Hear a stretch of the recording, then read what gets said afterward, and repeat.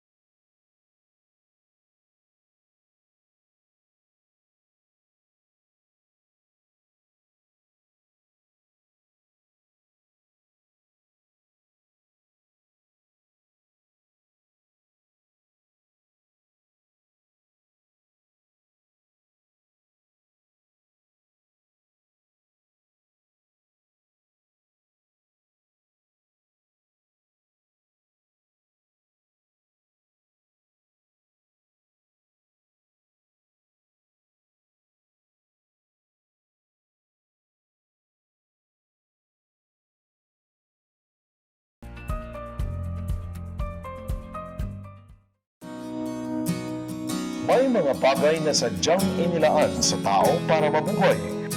Mga supply na hindi maaring mawala. Mga pangangailangang hindi dapat maputol ang daloy. Mga biyayang karapat-dapat ipaglaban. Ang DANECO o Davao del Norte Electric Cooperative ay dumaan sa isang matinding dagok at pagkalugmok na may kinalaman sa pagbibigay ng serbisyo ng kuryente. Isang karanasang hindi makakalimutan ng mga taong nakipaglaban upang makabangon ang kooperatibang matatagpuan sa Davao del Norte. Ang Davao del Norte ay bahagi ng Region 11.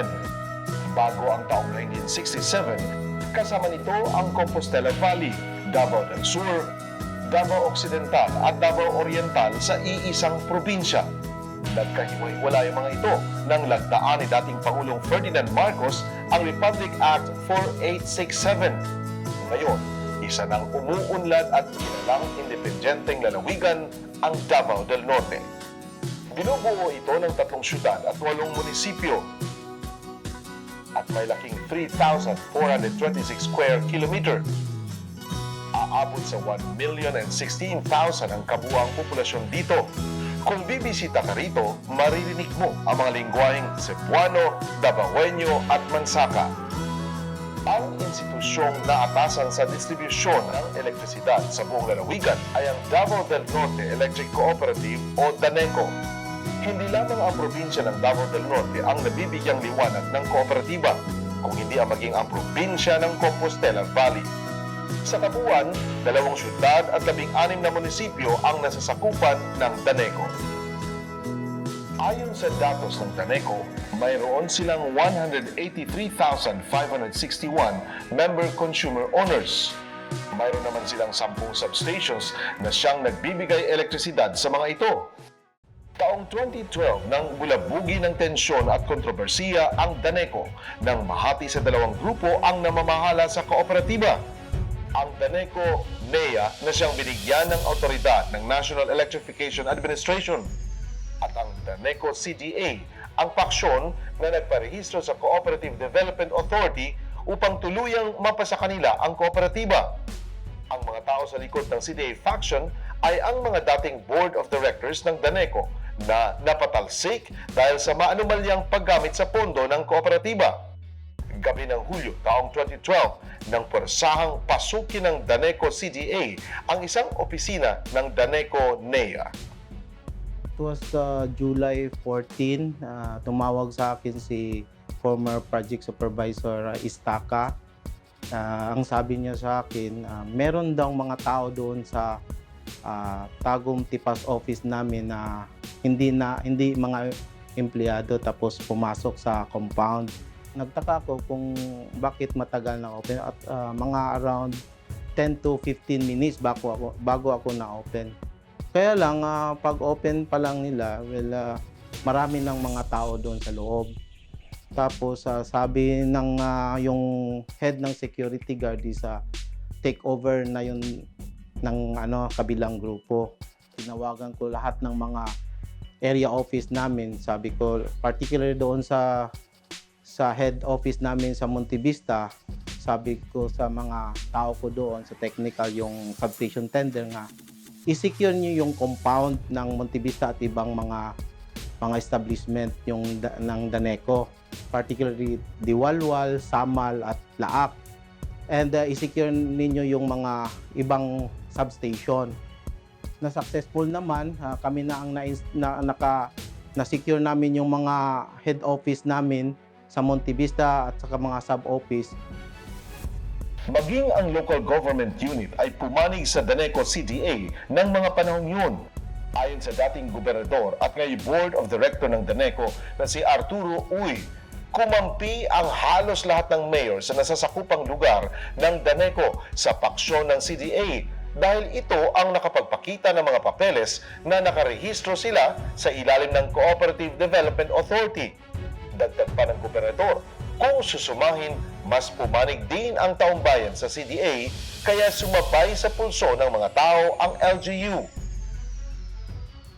That time kami sa LGU, siyempre, pinulsuhan namin yung mga consumer members. Majority gusto talaga nila maging kooperatiba. After all, kung tingnan mo pangalan, Davao del Norte Cooperative, but it is not a cooperative. So, since gusto nila, we decided also, kami lahat, ako, Gob, yung 10 municipal mayors, 11 kami, but yung isa medyo, yung sa Mungkayo ata, hindi siya masyado kumbinsido. So, we decided to campaign for DANECO to be a cooperative. So, nagkaroon ng election, nanalo ang kooperatiba.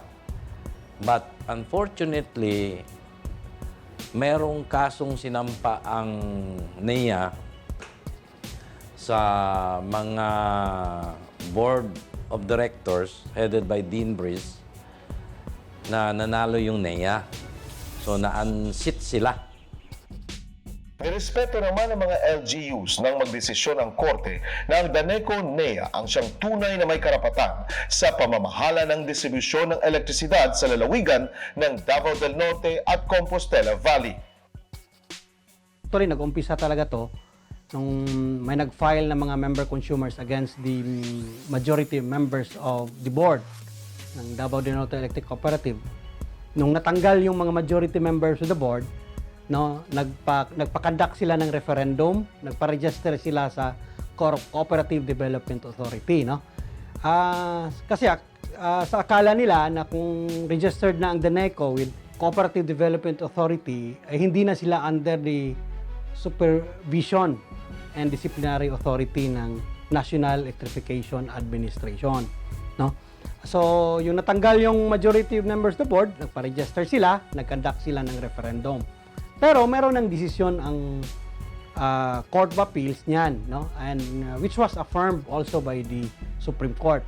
Ang sabi ng Court of Appeals, kayong mga board of directors na natanggal, no, wala na kayong karapatan at authority to conduct a referendum. So, ang lahat ng aksyon nyo, yung nagpa-conduct kayo ng referendum, including yung nagpa-register kayo para hindi kayo matanggal, dineclare yun ng Court of Appeals na illegal. Ayon sa Legal Counsel ng DANECO, may bagong batas na ngayon na nagsasaad na ang mga electric cooperatives sa buong Pilipinas ay maaari lamang mag-operate sa ilalim ng National Electrification Administration. Bagong law ngayon, Republic Act 10531, yung tinatawag na NEA Charter. No? Bagong NEA Charter. Lahat ng electric cooperatives under na sa Supervisory and Disciplinary Authority ng National Electrification Administration. So regardless kung saan ka nakaregister, if you are registered as a non-stock cooperative under the National Electrification Administration, based sa Presidential Decree, no, 269, or registered ka as a stock cooperative under the Cooperative Development Authority, or as a stock corporation under the Securities and Exchange Commission, no, all of these electric cooperatives, regardless of registration, are now under the Supervisory and Disciplinary Authority ng National Electrification Administration. Hindi lamang ang DANECO-NEA ang siyang naapektuhan ng kontrobersiyang ito, pati ang mga member consumer owners naipit din sa sigalot. Dalawang paksyon ang nag-ooperate sa coverage area ng DANECO. Ibig sabihin nito, dalawa rin ang naniningil sa mga konsumidores. Kapag nagbayad ang isang consumer sa napili niyang DANECO, sisingilin pa rin ito ng kabilang grupo. At kapag hindi nakapagbayad, puputulan ito ng serbisyo ng kuryente. Ayon sa DANECO NEA, illegal din na ikinakabit ng DANECO CDA ang mga pinutulan nila ng linya. Dahil rito, tumaas ang systems loss ng kooperatiba sa mga nakalipas na taon. Ito rin ang dahilan kung bakit halos mabaon na sa utang ang kooperatiba sa kanilang mga power suppliers. Ayon sa DANECO NEA, lumobo ang utang ng kooperatiba sa halos 2.8 billion pesos. Upang masolusyonan ang lumalaking problemang ito ng DANECO NEA, agad namang nagpadala ng tulong ang National Electrification Administration. Ang Task Force Duterte na pinamumunuan ni Project Supervisor na si Angelo Sotto, sa tulong ng itinatag na task force na ibaba ng DANECO ang kanilang pagkakautang. Sa loob lamang ng 8 buwan, nabawasan ng halos 1 bilyong piso ang utang ng DANECO sa kanilang mga power supplier. Meron kasing grian before. It all started from the two factions of which the DANECO CDA created themselves out of that order coming from National Electrification Administration. All of them has a problem during that time, and I think during that time also corruption was very rampant. Then there was an office order came out for them to be terminated as a board of directors. Then after that, when they were terminated already, just a matter of an overnight, they were able to apply that CDA thing, of which I don't know how did they do that. But after that, problems already arises. Now, the DANECO was not able to focus on their development, improvements, because dalawa na yung nag-aaway.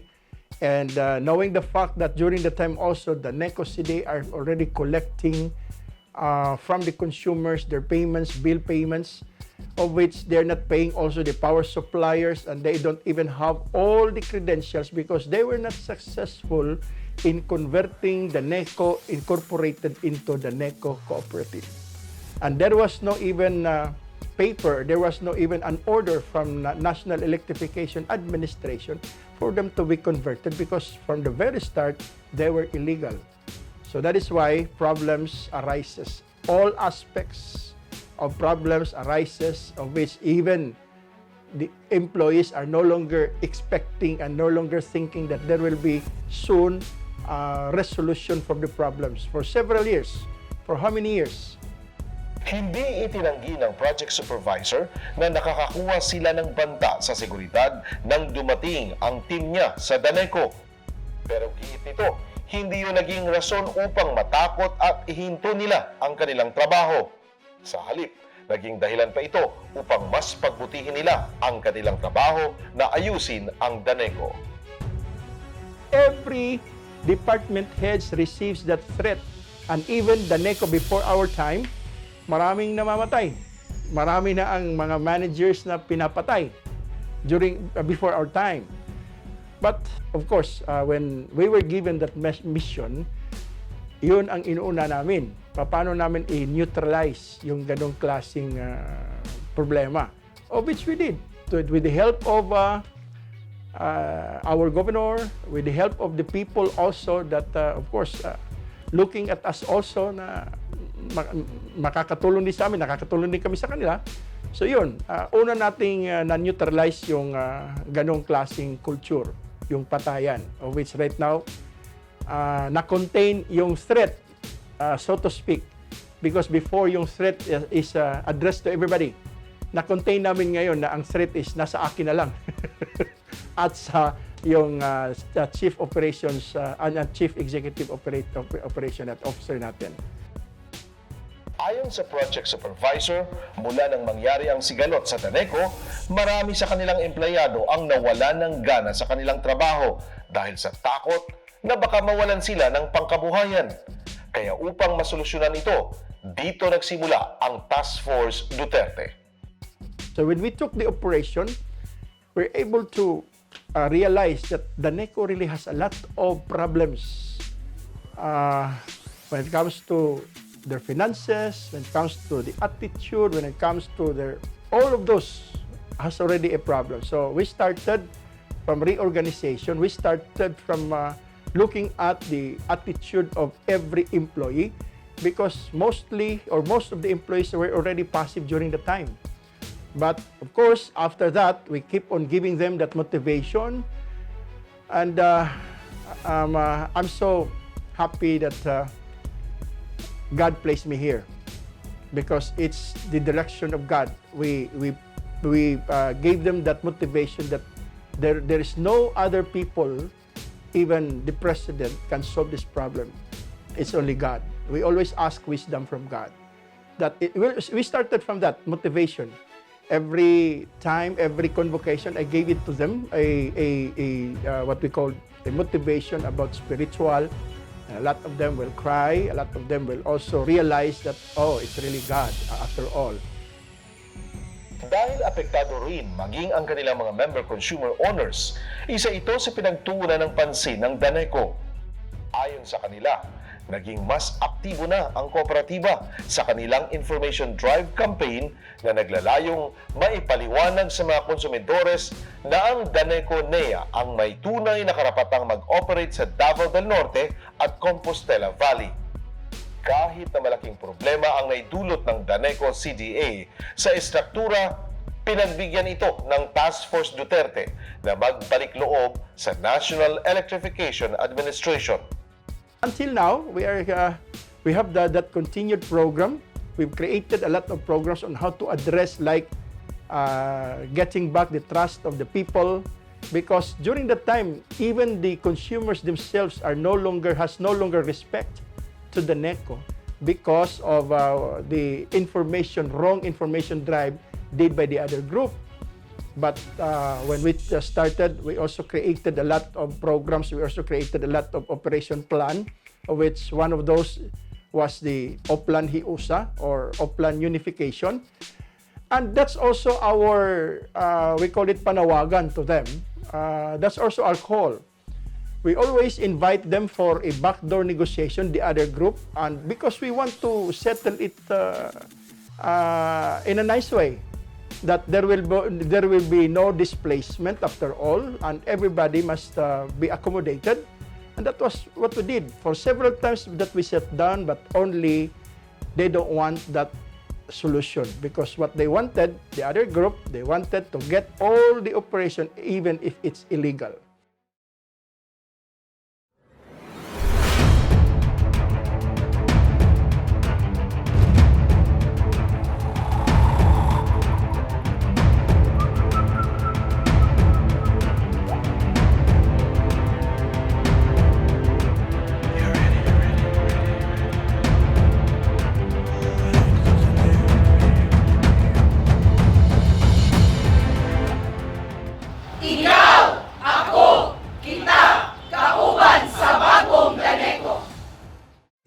Sa ngayon, marami na ang nagbago sa kooperatiba. Ayon sa Project Supervisor, naibalik na ng pamunuan ng DANECO ang tiwala ng kanilang mga empleyado at mga member consumer owners. We have a lot of changes already.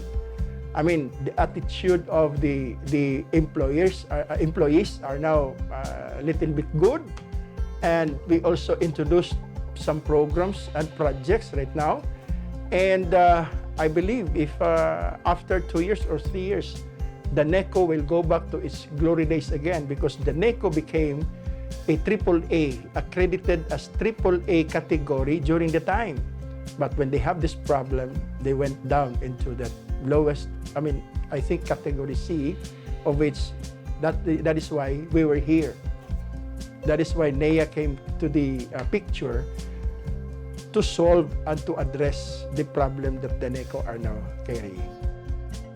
Dahil sa mga organisasyon ng mga kamay-ari at mga information drive campaigns na patuloy na isinasagawa ng DANECO, bumalik sa dating sigla ang samahan ng kooperatiba at ng mga konsumidores.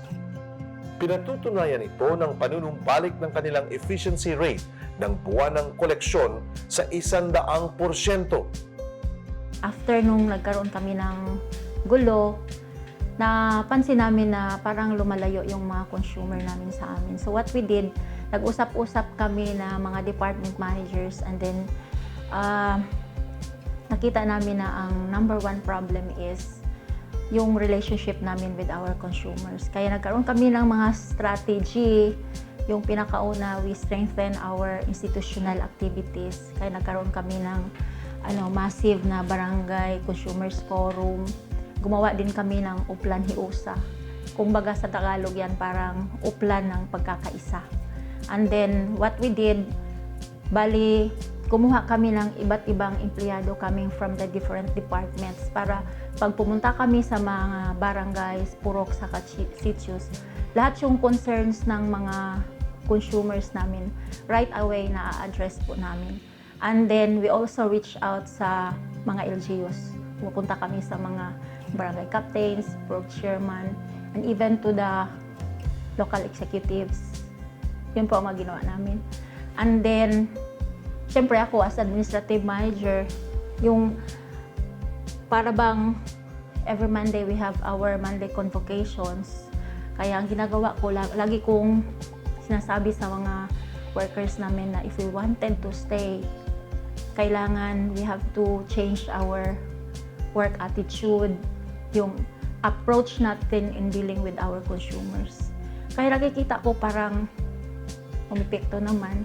Kaya nga kung titingnan mo, tumaas yung collection efficiency namin. From before, nasa 65% kami. Ngayon, we are reaching as high as 101%. Dahil sa naging pangyayari, maraming programa ang nahinto. Ayon sa Project Supervisor, dahil sa sigalot na ito, hindi na pagtuunan ng pansin ng DANECO sa mga nakalipas na taon ang Sitio Electrification Program. Para may pagpatuloy ang proyekto, hiniling ng Task Force Duterte sa National Electrification Administration na mai-release ang mga pondong kinakailangan ng DANECO upang may pagpatuloy ang mga proyektong naudlot ng kontrobersiya. Maging ang local government ay tumulong na din sa DANECO upang may pagpatuloy nito ang mga natalang proyekto. Ini-request namin doon sa national government, doon kay National Electrification Administration, na tulungan kami na ma-facilitate yung releases ng CAPEX, of which okay naman din, dahil nakikita ng ating administrator that we're really doing our best. So, na-release yung mga sasakyan na kailangan natin sa services, kailangan natin sa field, na-release yung ibang mga gamit namin, of which ang nangyari, medyo lumalakas at medyo bumabalik na yung serbisyo. Of which I may not say that that's already the good service that we can give to the people, but we are trying our very best by doing such na ma-rebuild talaga natin ang pangalan ni DANECO. Kung noon may problema tayo sa brownout, dahil noon pag may brownout 5 days, 4 days bago balikan or bago sila magkailaw, ngayon matter of hours, or let's say pag talagang napakalayo, matter of 1 day, maipapailawan na natin sila. So that's one thing na nakikita ng mga tao ngayon, na si DANECO Incorporated under the operation of Task Force Duterte Northern Davao Power, meron ng mga pagkakaiba. So dahan-dahan bumabalik yung trust nila, dahan-dahan bumabalik na rin yung pagtingin nila na eto na ngayon ang inaantay natin, yung serbisyo na matagal na nating hinihingi din. Aside from that, we are also asking the national government or the National Electrification Administration, dahil nga po problema tayo dito sa sitio electrification, or ito pong energized sitios or unserved sitios, which yung unserved hindi pa talaga natin maabot ngayon dahil nga doon sa kakulangan natin, dahil malalayo pa sila yung mga sitios na tinitingnan. No? But what we did, together with the local officials, as what I've said, inuna natin na magkaroon ng magandang pagsasama at magandang relasyon ang mga local government officials.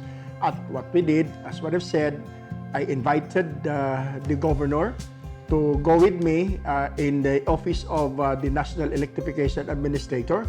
We sat down, we talked, tapos napakiusapan namin si administrator na kailangan i-prioritize natin ang mga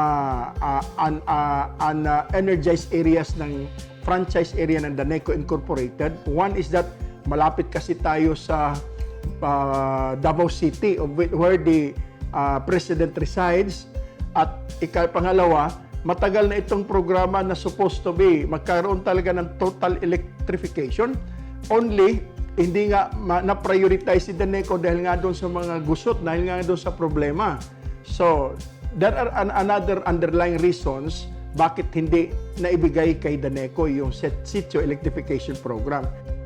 Isa ang mayor ng Kapalong, Davao del Norte sa mga tumulong sa DANECO para mapalakas ang sitio electrification program. Sa suporta ng pamunuan ng Kapalong, nabigyan ng elektrisidad ang ilang mga sitio sa kanilang lugar.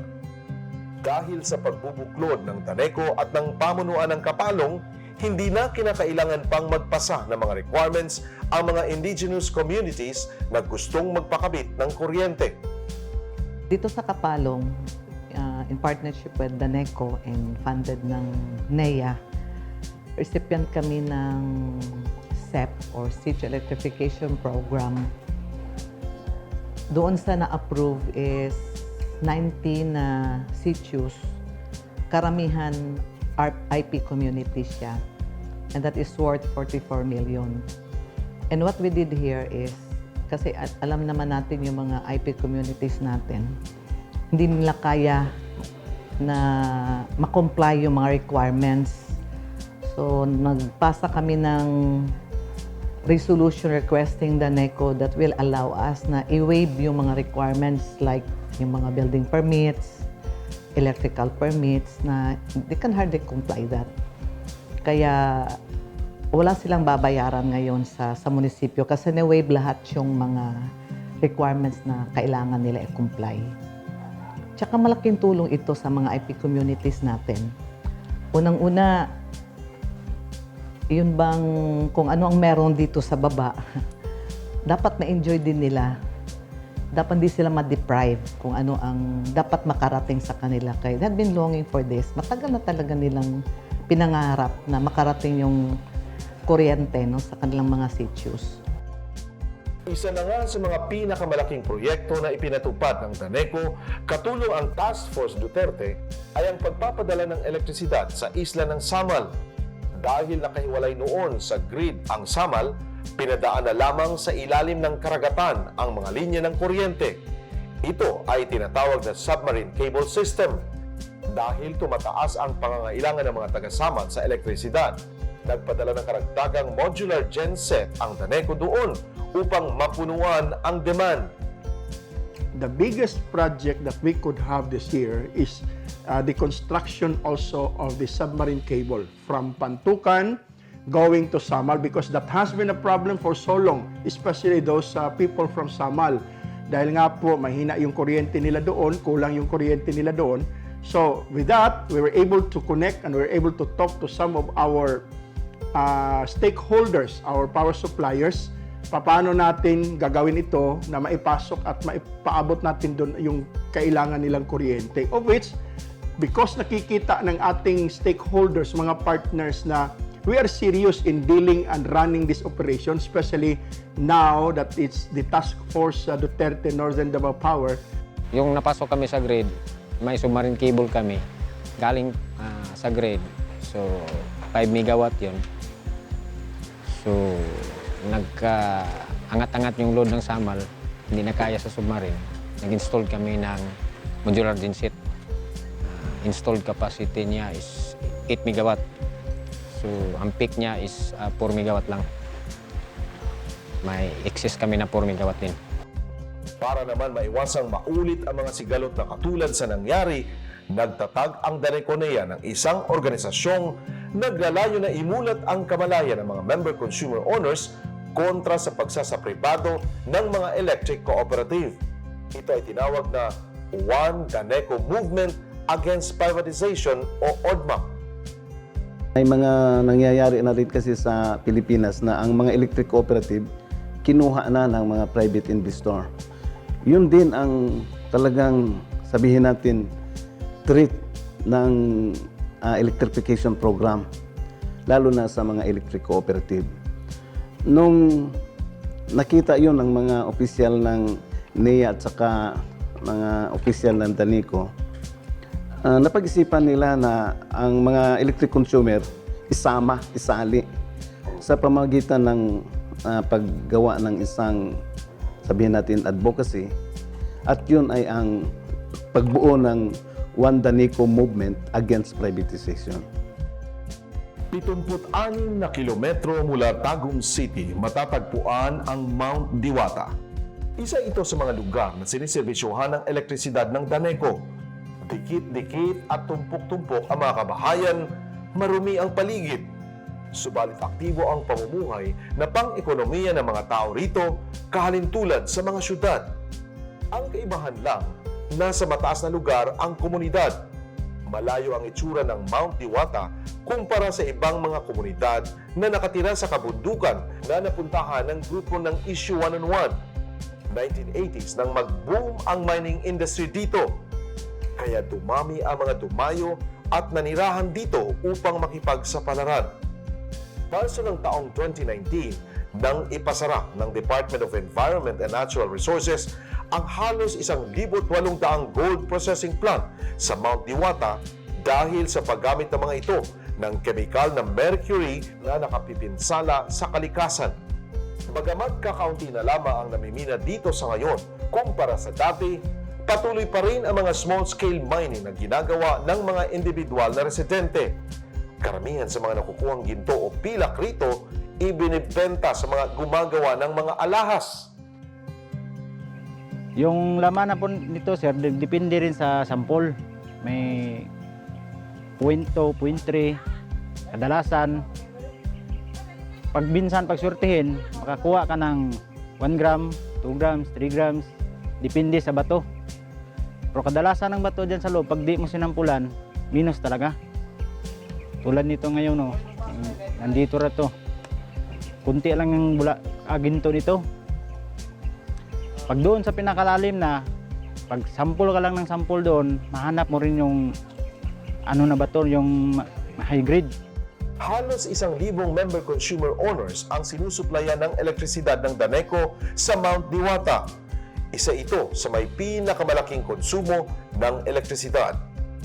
Dagdag pa ng area manager na isa ang elektrisidad sa pangunahing kailangan ng mga taga Mount Diwata upang may pagpatuloy ang komersyo sa lugar.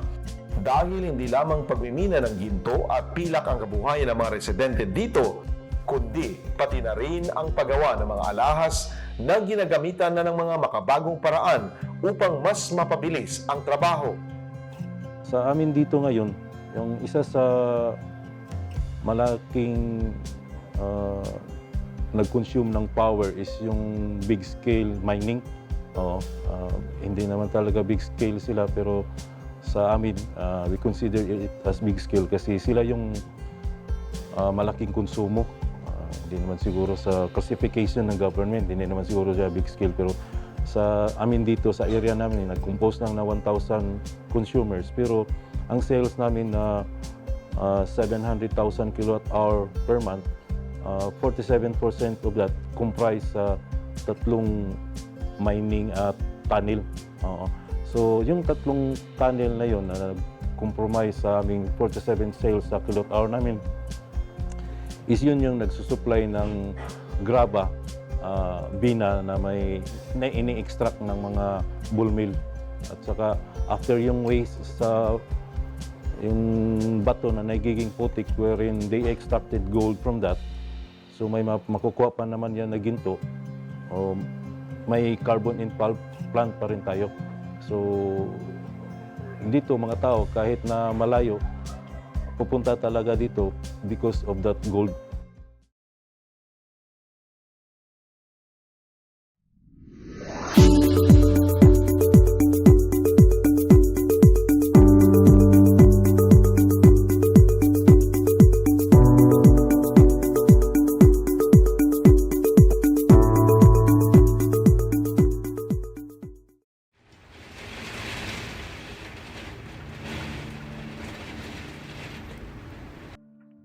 Taong 2012 nang salantahin ng Bagyong Pablo ang lalawigan.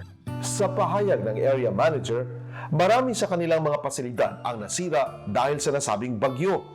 Dahil sa kahalagahan ng elektrisidad sa pamumuhay ng mga taga Mount Diwata, Ang mismong mga mamamayan na rito ang nagtulungan upang maibalik ang kuryente. During Bagyong Pablo, umiiyak na parang mga tao dito, nagbayanihan na just to erect a pool in the cross country. Nagbayanihan na sila dito. Kasi diyan natin nakikita na importante yung kuryente sa dito na community. Isa sa mga nakatakdang bigyan ng serbisyo ng kuryente ay ang Tagbibinta Falls. Bagamat nasa planning stage pa lamang ang elektrifikasyon dito, inaasahan na ng caretaker ng lugar na labis na makatutulong sa turismo kapag sila'y nagkaroon na ng elektrisidad. Pasalamat kami kung may kuryente na dito. Kasi matagal na kami naghintay sa kuryente namin dito, hindi pa kami nilagyan. Karon nandito na ang SIP, pero hindi pa kami nilagyan ng kuryente. Ginagamit namin ngayon ay solar pa. Pero kami na daw. Binisita rin ng aming team ang isla ng Talikod sa Island Garden City of Samal. Mula sa main office ng DANECO sa Tagum, halos 2 oras ang biyahe papuntang Davao City upang sumakay ng barko patungo sa Samal Island. Pagdating doon, kailangan lumipat sa bangka patawid sa Talikod Island. Simple at tahimik ang pamumuhay ng mga tao sa Talikod. Malayo sa karaniwang sitwasyon sa syudad. Sa halip ng mga nagtaasang gusali, maingay at masikip na kalye, mga matatayog na puno at payapang kapaligiran ang pumapalibot sa aming docu-team. Isa ang Talikod Island sa mga sinusuplayan ng elektrisidad ng DANECO. Matatagpuan dito ang tinatawag na Long Beach.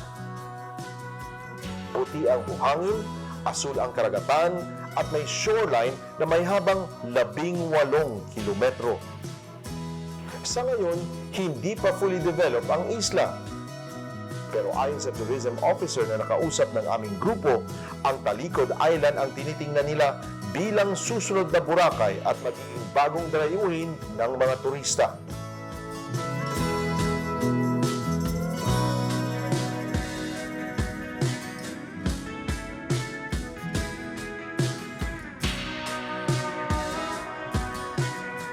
Nagkaroon ng problema sa elektrisidad ang isla nitong mga nakaraang buwan dahil sa pagsayad ng angkla ng isang barko sa mga submarine cable na dinadaluyan ng elektrisidad patungo sa isla.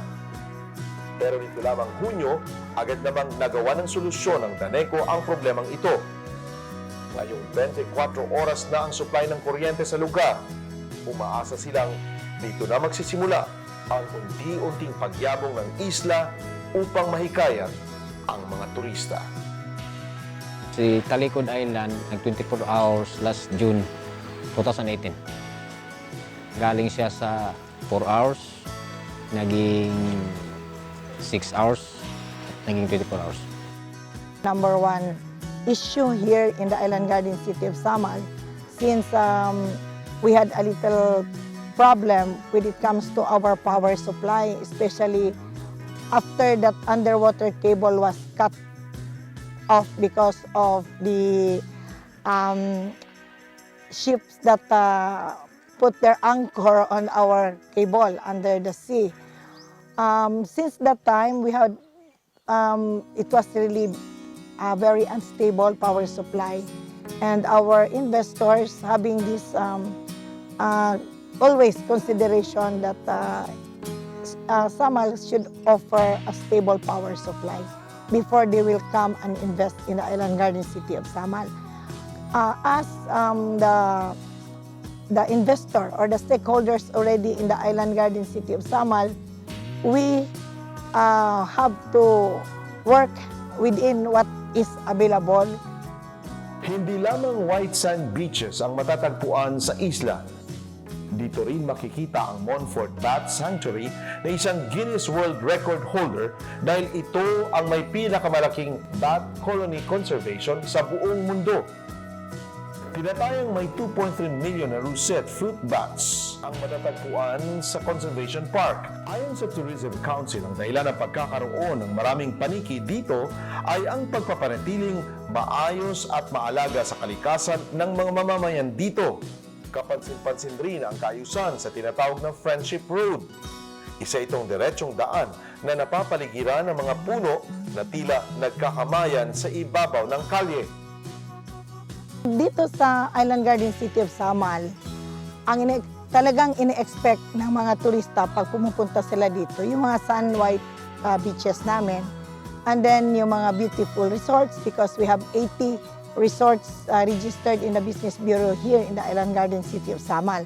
Plus, we have here the World Guinness of Record, yung bat caves namin, yung Montfort Bat Conservation Park, and then we have also the inland destination like the Hagimit Waterfalls. All the more here in the Talikod Island, this is a separate island from the Island Garden City of Samal, but part of the District 3 in the Kaputian District. We have a comprehensive tourism circuit in the inland, and also our beaches around the 18 kilometers white sand here in Talikod Island. Ang National Electrification Administration ang namamahala sa 121 electric cooperatives sa buong bansa. Itinatag ito noong 1969. Ngayong taon, pinagdiriwang ng institusyon ang kanilang golden anniversary, 50 taon ng mahusay na serbisyo. Ayon kay Administrator Edgar Rama Masungsong, makakaasa ang mga electric cooperatives, lalo na mga member consumer owners, na mas lalo pa nilang pagbubutihin ang kanilang tungkulin na ipaglaban ang interes ng bawat konsumitores at higit pang paigtingin ang rural development sa ating bayan. Sana suportahan natin ang ating gobyerno, ang Rural Electrification Program, dahil at the end of the day, hindi po ito tungkol sa pagpapailaw. Tungkol po ito sa programang Rural Development through Rural Electrification. Kaya ang inasahan natin sa electric cooperatives ay magpursige na maging excellently performing siya, magiging competitive siya sa power industry. Yung mga member consumer owners ay ma-empowered, magkaroon ng tamang kaalaman kung paano gamitin ang elektrisidad para gumanda yung kabuhayan ng bawat pamilyang Pilipino na nakatira sa kanayunan, lalong-lalo na sa usapin ng social saka economic aspects. Maraming salamat. Ayon naman sa tumatayong Project Supervisor ng Task Force Duterte, asahan ng mga member consumer owners ng DANECO na lalo nilang pag-uusayan ang kanilang serbisyo para sa kapakanan ng kooperatiba, pati na rin ang kanilang lalawigan. A matter of 2 years. I may not say that we can settle or solve this problem just a wink of an eye. A matter of 2 to 3 years, makikita po ninyo ang resulta. Dahil nga po, puspusan itong ginagawa natin. Everyday meron po tayong ginagawa at everyday po, yun din po ang panalangin namin na one day from now, they will be given a good heart by God. Tapos babalik at magkakaroon ng talagang pagkakaisa at mananatili na at maibabalik natin kumbaga sa istorya ang glory days ng DANECO na nagiging AAA category tayo during the time. So, thank you very much. God bless us all at mabuhay po kailan. Tunay na sumasalamin sa puso at katatagan ng lahing Pilipino ang ipinapakitang lakas at sipag ng mga taga-DANECO. Ano bang pagsubok o kontrobersiya ang tumagok sa kanila? Sinikap nila itong labanan. Lumaban hindi gamit ang dahas, kundi ipaglaban sa tamang paraan sa pamamagitan ng pakikipag-usap at diplomasiya. Sa patuloy na pagbangon ng bagong DANECO, inaasahan nila ang taus-pusong suporta mula sa kanilang mga member consumers patungo sa tuloy-tuloy na pagbabagong inaasam ng lahat. Isyu One-on-One.